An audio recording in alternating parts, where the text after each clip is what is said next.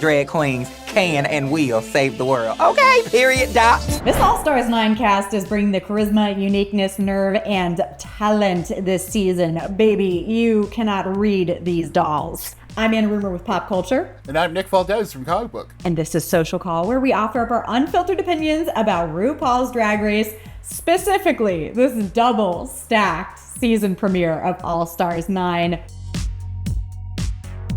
I'm gooped, I'm gagged. We had some really legendary Drag Race moments just in these first two episodes, Nick. What do you think about what we've seen so far? Oh my God, it's going to be a fun cast, a fun season. No one's going home, which, you know, that could go either way, but as of right now, we're having a great time. It's a vibe.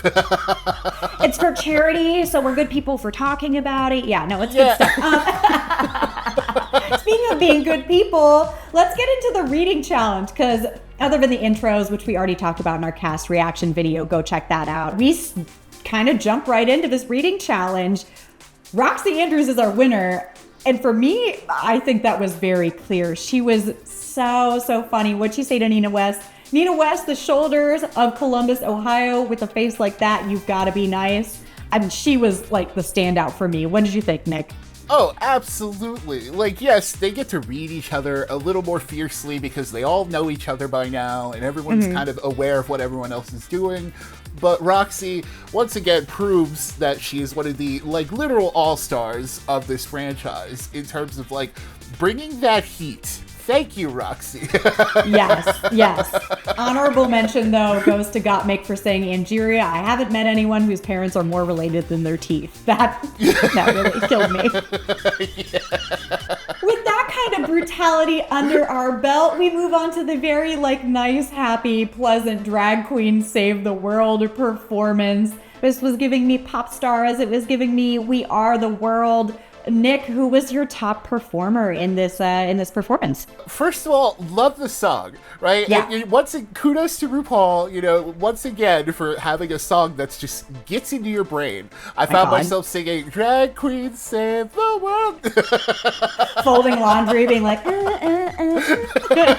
just annoying everyone around us. Yeah. Yeah, I know Angeria and Georges were the top two of the episode ultimately, but for me, it was Plastique. Plastique in this performance with that Sailor Moon outfit, which I was already sold. That's all you need. I was like, yep, done. Wrap it up.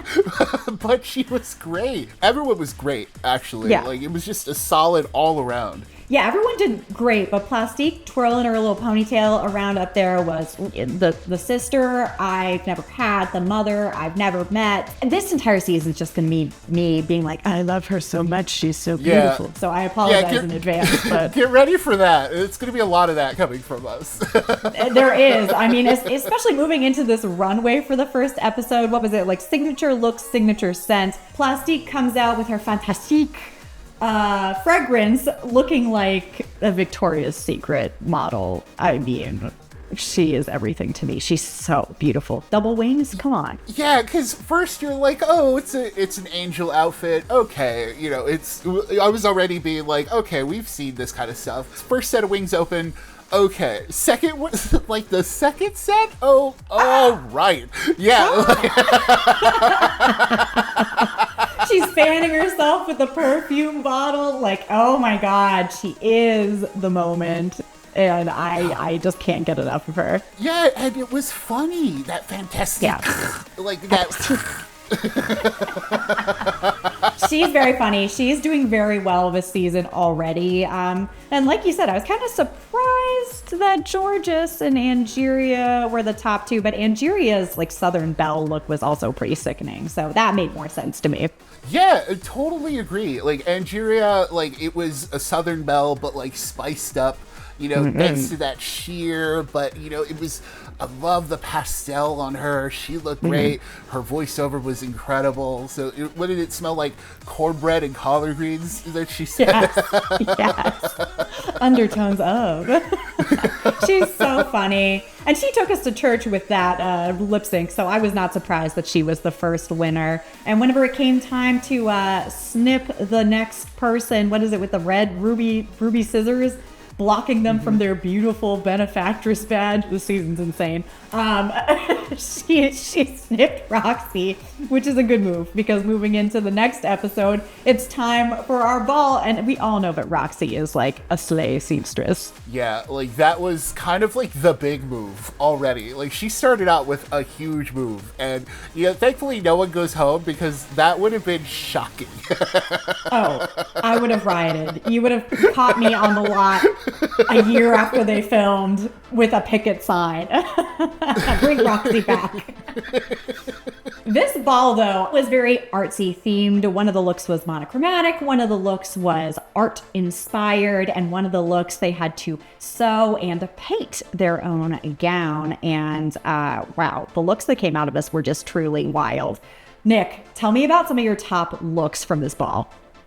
I was in love with it. It just, oh my God, in general, right? Like Mick in that screen gown, just, that is like heavy and expensive and just like gorgeous. And it was great. That just continues to stand out for me. Absolutely. Roxy in the Salvador Dali look was incredible. Yeah. And, and when it gets into the maid looks themselves, like Plastique, once again, she made that. I have never seen Michelle Visage's jaw unhinge in a more snake-like manner than when Plastique walked out in this hot little number. Let's just be honest. I can't believe she made that, and she looks like that in it.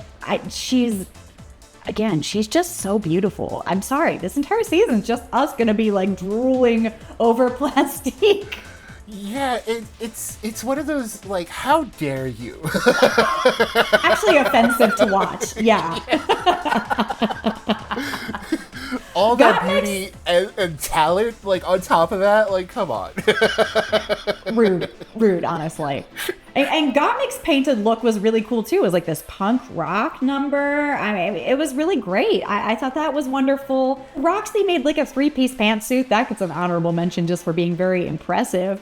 Really, there was only kind of one flop, and it was Nina West, who is very talented and very funny. I'm sure she's going to do fine later in the season. But this, like, Rainbow Brights down on her luck cousin look was wild. The face napkin. Yeah, she knew she wasn't going to do well in this design challenge, which is fine because that's always been Nina West's big weakness. But she'll be fine later. We're waiting for the funny, like we're waiting for those comedy and acting challenges anyway. So it'll be fine. She was being funny about how much her look sucked. So we're not the first people to think it. So I don't feel bad saying it.